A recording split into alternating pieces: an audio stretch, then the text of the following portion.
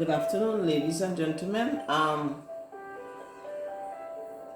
We are now going to do our application of our research principles that we studied last semester. For this research methods application, we will be doing a methodical search and reporting on topics of interest.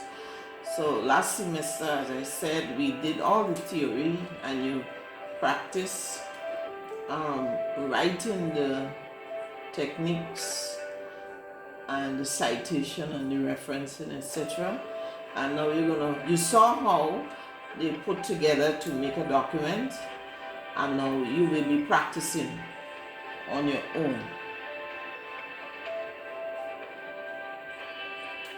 Okay, so for the learner outcome or the objective, one is an integration of the APA writing style format and the English writing techniques to produce a research document about 1,500 words. Two, to make the research reality-based, as well as improve communication in your fields, your various fields of study. You students will choose topics in their fields, topics of interest. And three, sharing the research findings using slide production and formal speech presentation with the class as a formal audience in approximately 10 minutes. So let us start by overviewing the APA, some of the major terms and definition of new ones. Most of the terms you are familiar with, and the new one will be the APA heading. Although you saw it in the sample of a sample of a research paper, you had not actually done it yet, so that will be new. And of course, the slide production. So let's look at the terms. You're all familiar with them, and we shall be integrating them all. Summary, basically condensing messages or notes. Paraphrase, clarifying and expanding. So summary, clarify, the paraphrase to clarify and expand, while the summary will condense. Alright. Quote, retaining the portions of the exact words of the text or the speech or the interview to achieve a certain impact. Visual aid, images used along with text to illustrate. Okay. And citation, the use of the author's surname or the title and the date to represent sources in the body of the text that you have used or are using. And referencing, the entry data for citations used within the body of the text, which comes at the end of the page or the end of the report. And then we have the APA headings. This is an organization of the research report into major divisions and subdivisions. And the table of contents is also included. In the next two slides, we will see how the APA is being organized. And Microsoft document, that's a Microsoft Word.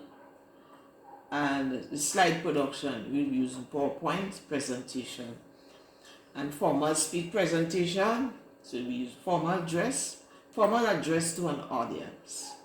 And you will dress formally, conduct formal conduct and language use. And you can see all the details in the big PowerPoint, which is used for teaching.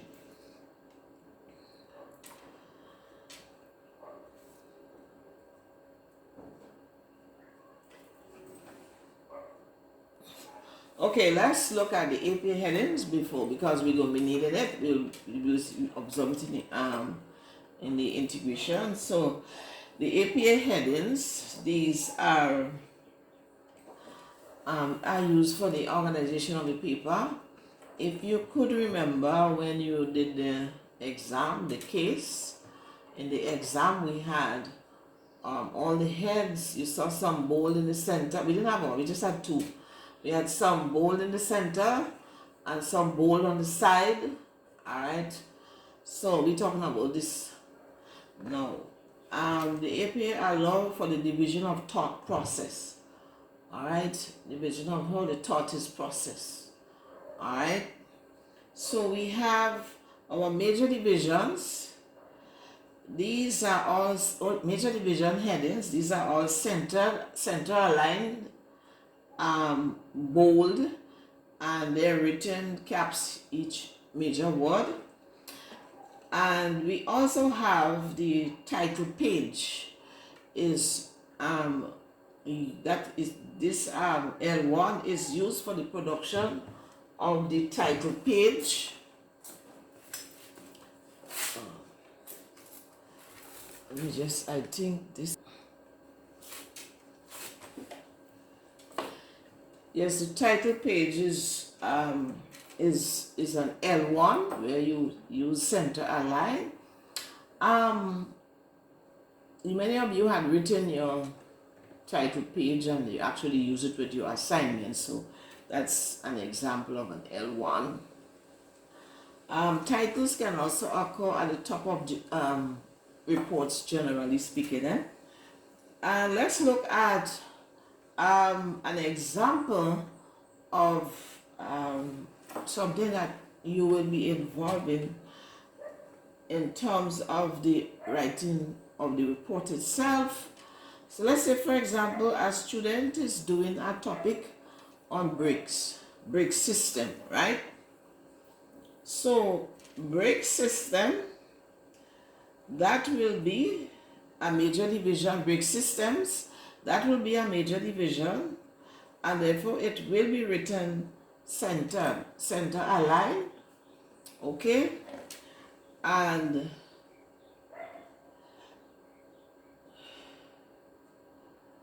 so that's the types of the brick system, and each of the different types of the brick systems will be written with L2, and L2 is a subheading of the major division.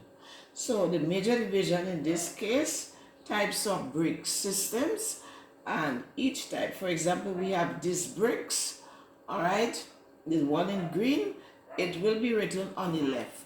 So the L1 is written in the center, and the first subdivision of the L1 is written on the side, the left side, okay, the left line on the page, and it is written the same way as the first heading, which is the L1.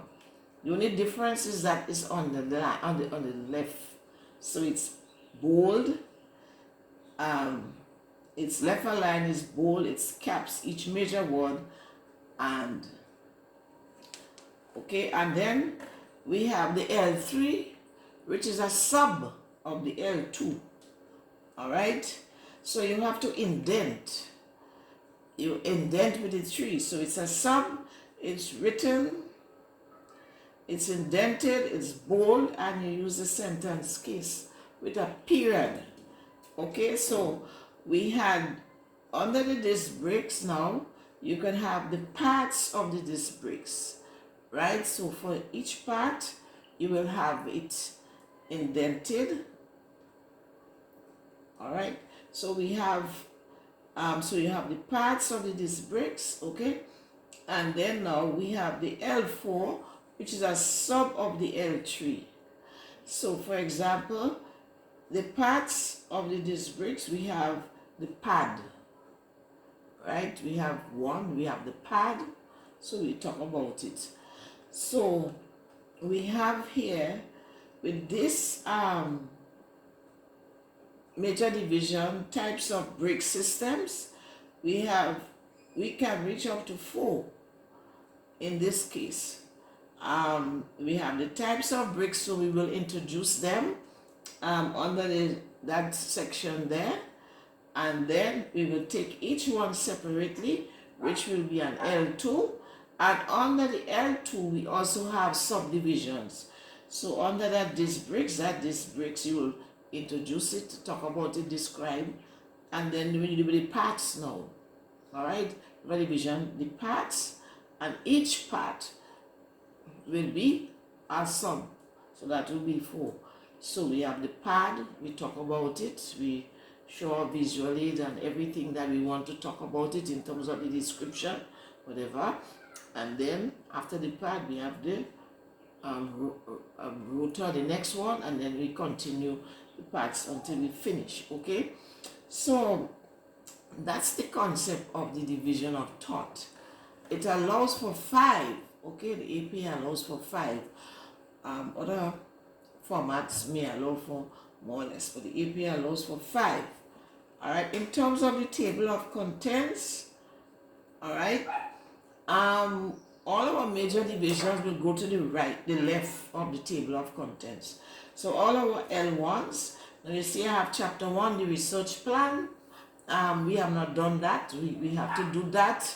After you get your topics, we will look at that with you. All right. So your L1, chapter 1,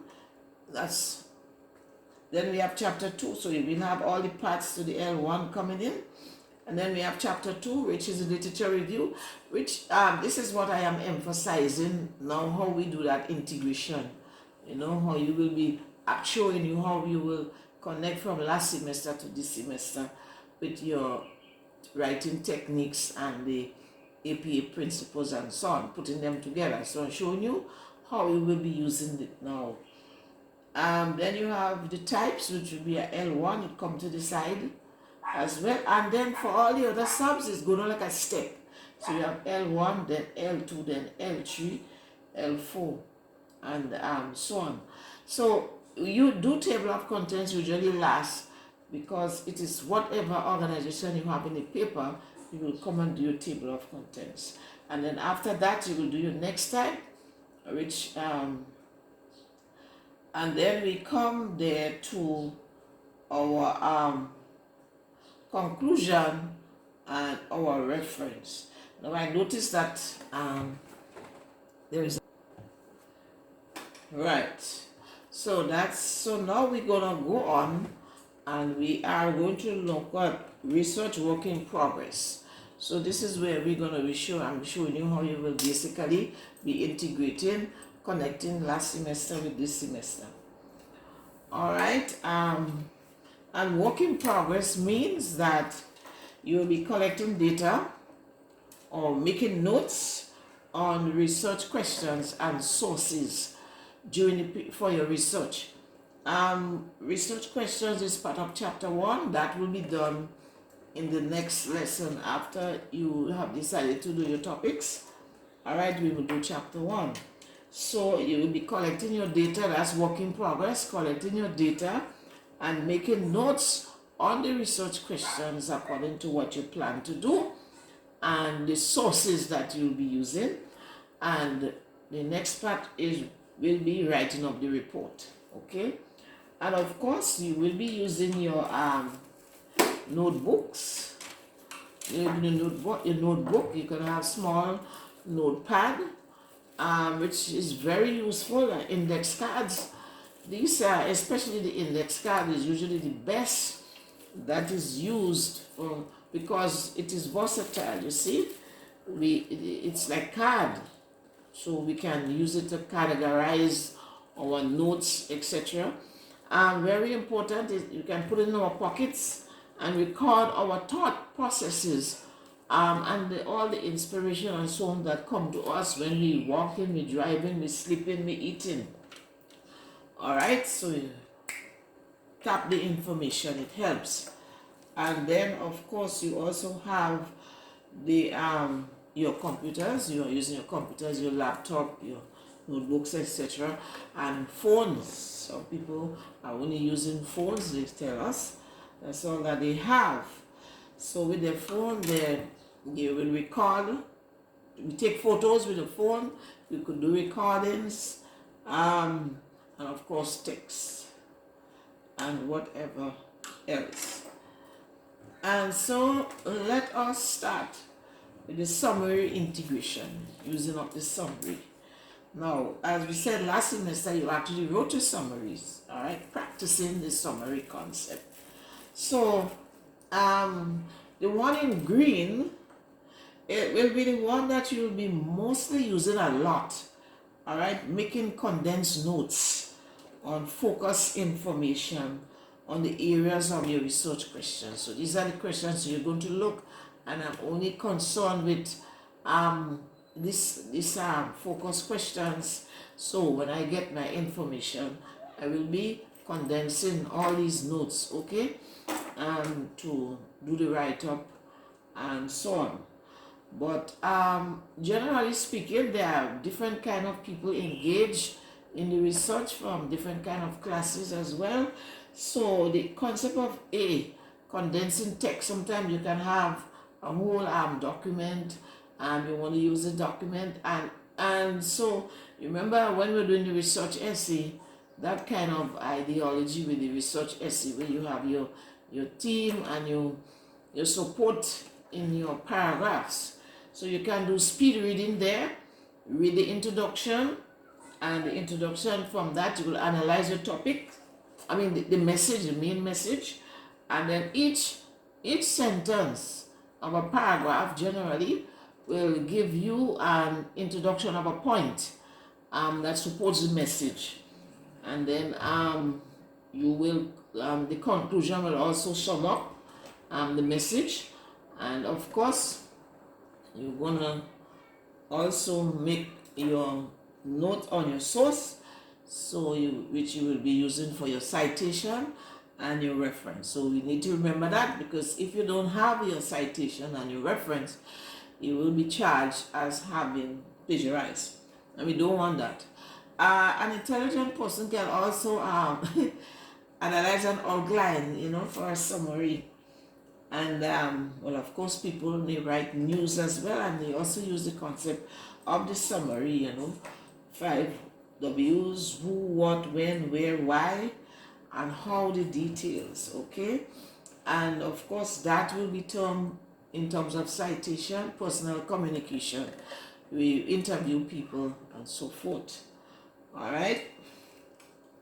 So let's look now at Microsoft example coming in from research notes. Like, we get the notes, and now we're gonna have using the Microsoft document. Let's see how our notes, how our write-up will use for one area. So we have here. So let's go to the Microsoft. Let me just pick. Well, this is how the Microsoft document look, and we're not seeing it actually very strong here, but I will just highlight. We want the heading, okay? So this here we have the revision of stem cell lines, and so that's the L1 heading, and then we will introduce the areas of the stem cell lines that they are talking about. And under this introduction, they have 3 areas, 3 methods to isolate cells. We have the embryonic tissue, fetal tissue, and somatic cell nuclear transfer. So that's the introduction, and of course you have the citation with it. You will actually see it, I think, when it's posted on the platform, and I think it's in your emails. And then you also have the first division, so that will be the L2, the revision from embryonic tissue, okay? And so they talk about who developed it and how coming in from in vitro fertilization, right? And there is the visual aid, and it's labeled figure 1, and Stephanie tell us what it is, all right? And the sources with it. So on the Microsoft Word, a page could look something like this. All right, you also have your essay on Windwater and Katrina, and you saw how the essay was also outlined, you know.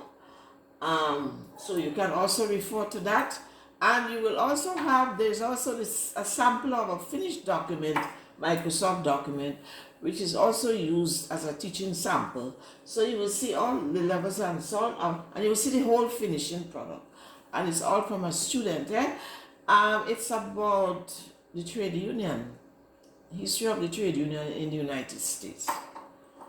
All right, so let's go back to the slide now and see how a slide would look from this page. All right, let's see how a slide will look. A PowerPoint slide from the Microsoft text.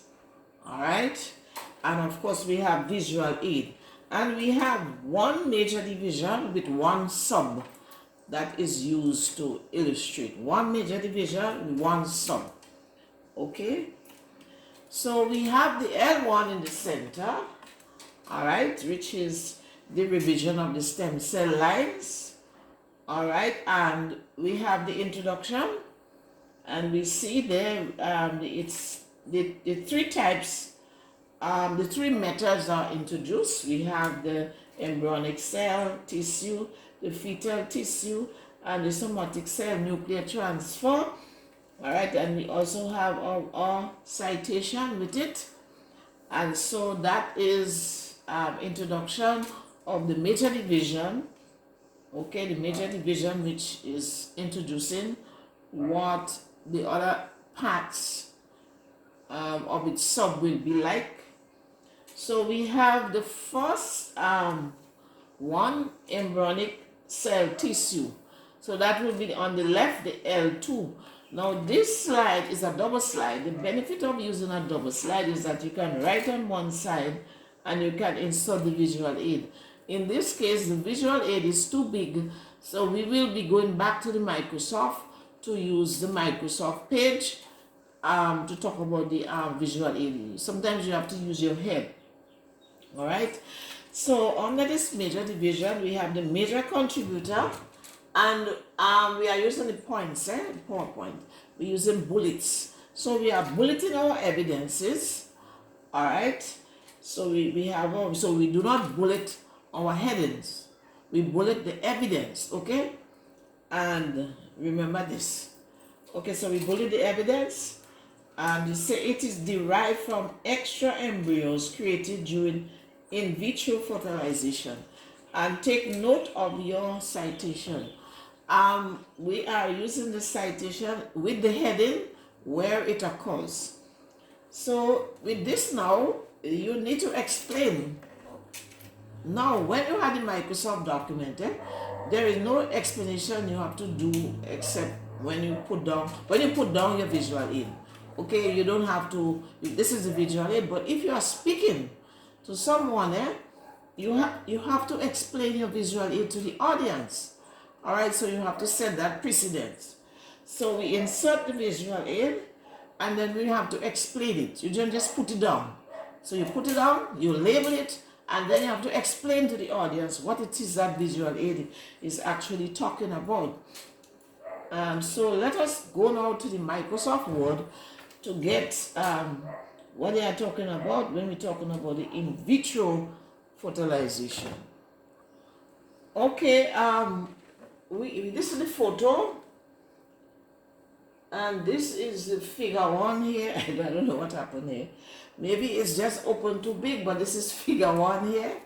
All right, and figure 1 is talking about the stages of the human embryo. The human embryo naturally, how the body does it. And here we have our citation. Okay, so basically, normally speaking, we have the sperm and the egg will fertilize and to form the zygote, and you will get the beginning of the cells, all right, to form the the blastocytes. Okay, so you have the eggs and the sperm fertilizing, all taking place in the fallopian tube.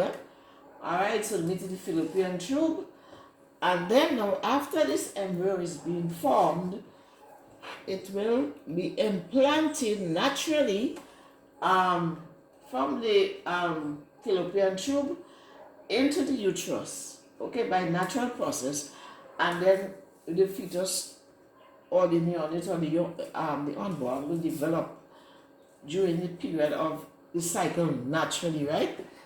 So what they're telling us here now, we got the changes that will be made in the lab will be occurring after this process is completed. So let's go to the 2.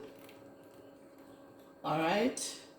So figure 2, isolation and culture of human. This will be the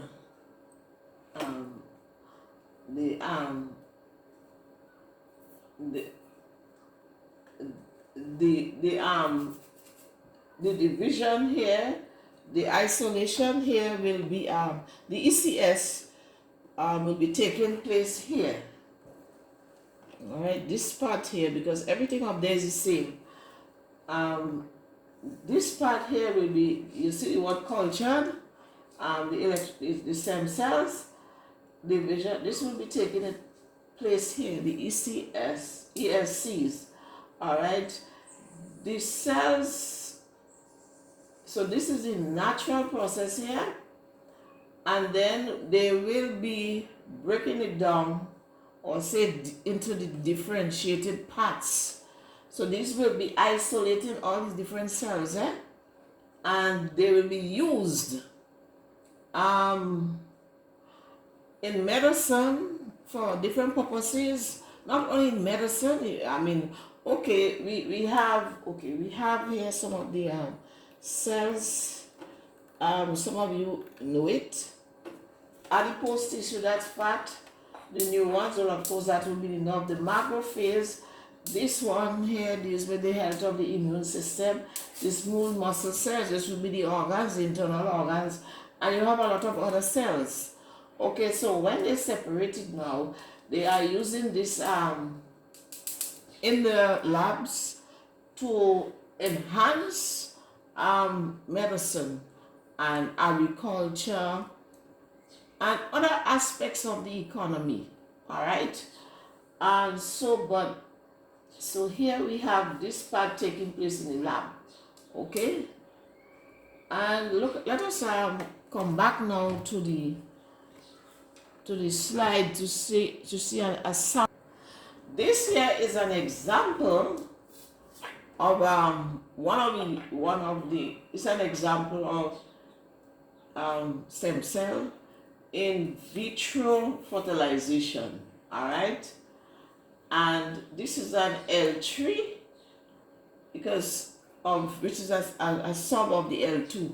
So this one is an example, and it's an L3, which is a sub of the L2, which is the embryonic. So this is an example of the embryonic method. So you indent, okay. So we have here with the in vitro, the fertilization is taking place in the lab, okay. So they have the egg, so they collect it, and they could either have it fertilized normally with the sperm, or they can inject it. All right, it depends on the basic nature of the culture and stuff like that. They could inject it and it form the embryo when it's fertilized, and then they will plant it inside of the uterus where it will be developed. So in cases where this is used in cases where there are fertility issues, and of course not only fertility issues, it can be manipulated in a lot of different ways biologically, maybe to improve in whatever they are looking to improve, right? So this is just one example. So basically, so you remember you label your thing, and you give it the caption, and you say where you get your source. All right, and so this is one example of a visual aid. So nobody asks you where you get it from, and we try to explain it as best as possible. All right, let's look now at the paraphrase. All right, the paraphrase. Integration, the paraphrase integration. You already did paraphrase. All right, so we integrated it. And what are some of the benefits of the paraphrase? Because while we are condensing information in the summary, yeah, you condense. So basically, the summary deals with one thing, and you keep condensing. But with the paraphrase, we are doing something else, which is very helpful to building bulk and everything with the research and expanding knowledge. So we are questioning for meaning in the paraphrase. We want to understand further. So we question it for meaning. That's why we say when questions come up in your mind, while you're searching, you will write it down and whatever feedback you have, because you might need clarification to go and look. And also when you have certain important words, as we will see in one of the samples, we need to explore the meaning of those words properly. So we question for meaning, all right? And so you record your questions, your responses, and your intuitive thoughts during the gathering of the information, and using your cards, etc. And you clarification and expansion, yes. So you clarify and expand, all right, and of course objectivity, all right. You know, you want facts, so you look for the facts, all right. Not just you don't want your own opinion to tarnish the thing. You want facts that can be proven, and you will see all the different types of facts. You did that when you were doing the research essay, but it is there again reviewed into the teaching PowerPoint.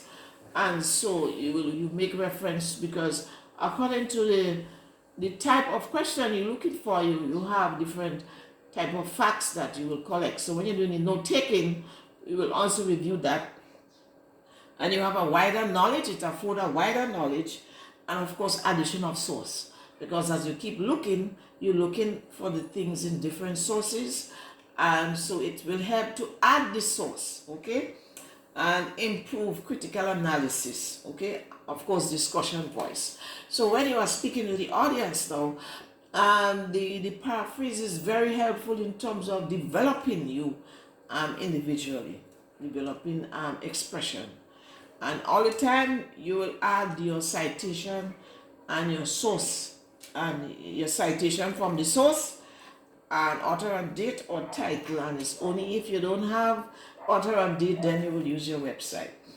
So I think we are going to go now to an example where we actually see this benefit of the paraphrase in a particular situation. So let's say the student is doing a topic on groups in American history, right? Groups in American history.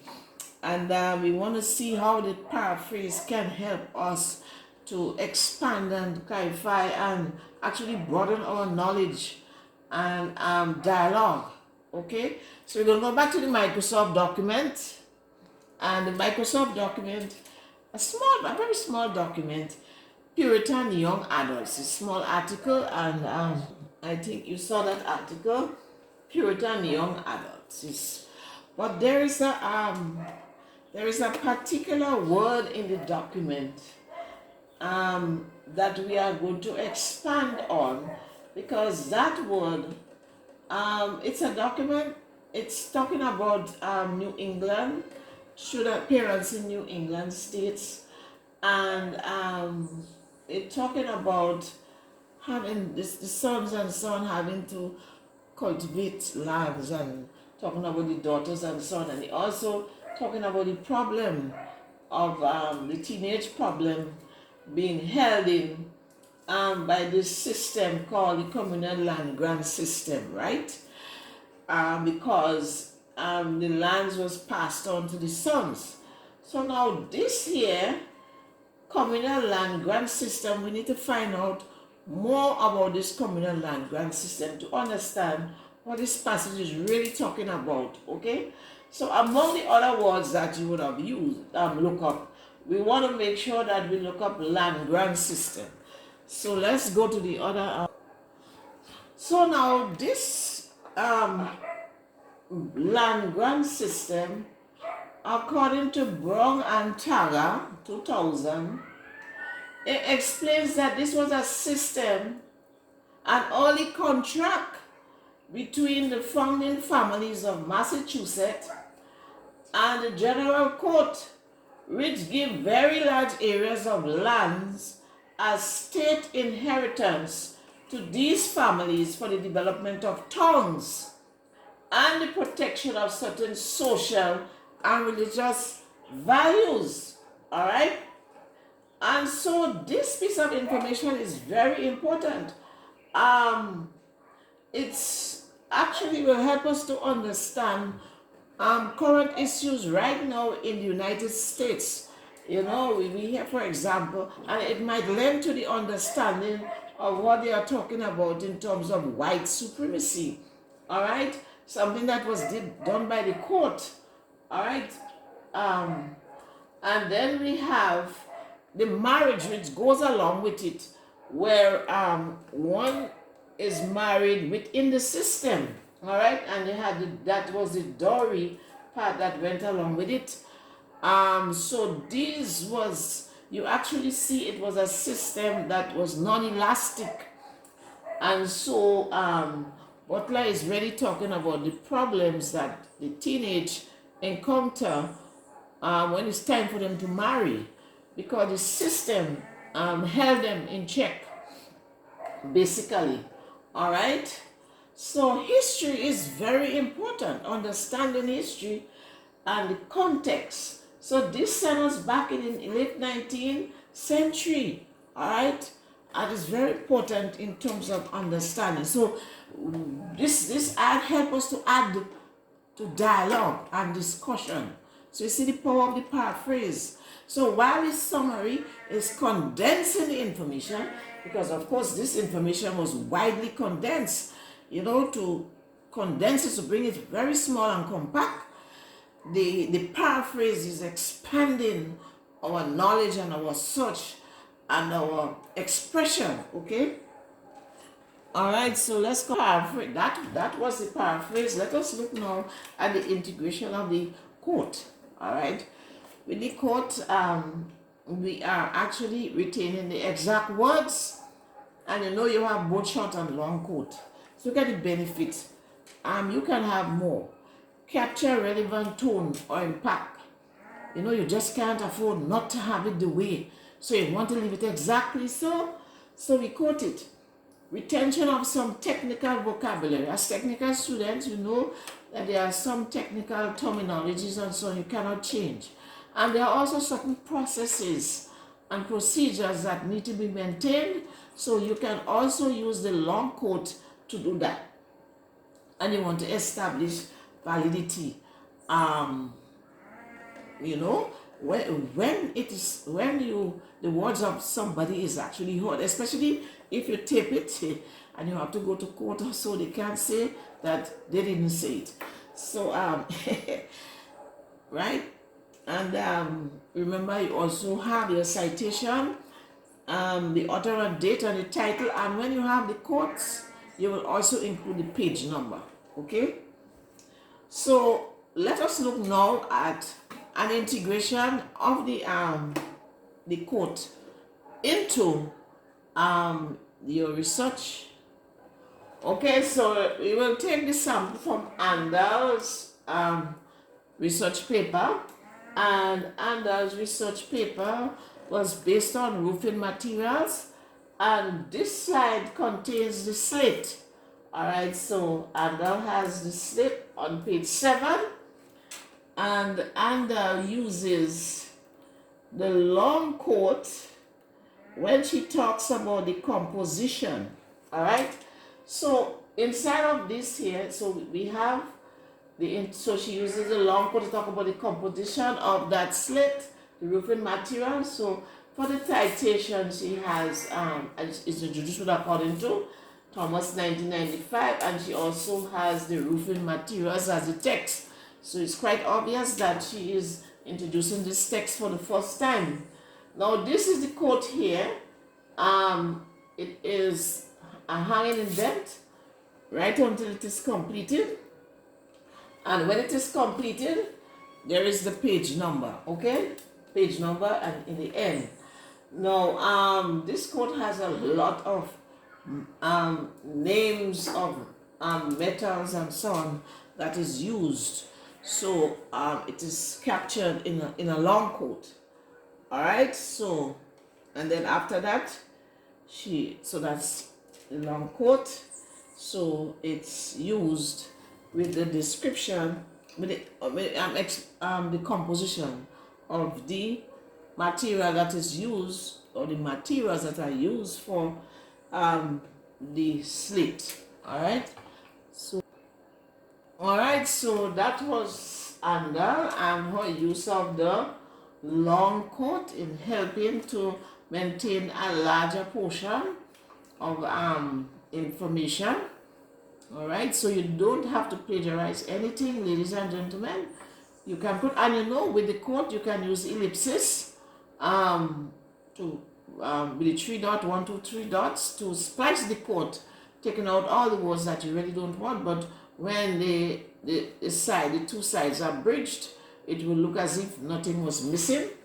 So there you have it, the use of the integration of the writing techniques that you will be used to write up your research paper, and you will be validating it with your citation and your reference. So the next phase, for the next class, you will be troubleshooting topics in your fields of study. That's where we talk about reality based, to make it reality based. So you will choose the topics in your field, and you will expand. So each student will submit a topic to the class. I had the secretary, but I will be there, and the secretary, and we will make this list of the topics. Actually, I'll be using the cards to file your topics and your areas that you will be covering for the topics. We will be discussing that. You will choose those areas from the pool, research areas in the pool for the topics that you are choosing. There's a whole set of areas to help you. You will choose 8 or 9, somewhere around there, and then you will write it on the cards, and you will submit the cards to me, and then I will discuss the topics, and we will see whether or not they are too broad, or we'll make edits when necessary. Now, this is very serious in terms of time management. Anyone who is not on the list will be subjected to points reduction, because we cannot waste time. So you will be managing yourself with a time management schedule. All right. So all your research activities, you beginning from the time you troubleshoot the topic, you will be taking record of them. The information is in the big document in terms of the schedule, and you'll be getting 25 points for that. So here is just a sample of it. All right, the schedule. Okay, you make a table, and you will manage yourself, and I will manage you from the table when you come in for your conferences. All right. So the next topic, the next discussion we will have after this one here will be discussion on those topics and chapter 1, all right, which will be the research plan. So once you have the topic, we look at the plan. Okay, so ladies and gentlemen, I wish you all the best. It is usually the best part of the class because you will be taking charge and you will be teaching me. All right. So, all the best. Okay. So, I will see you in the next face to face class.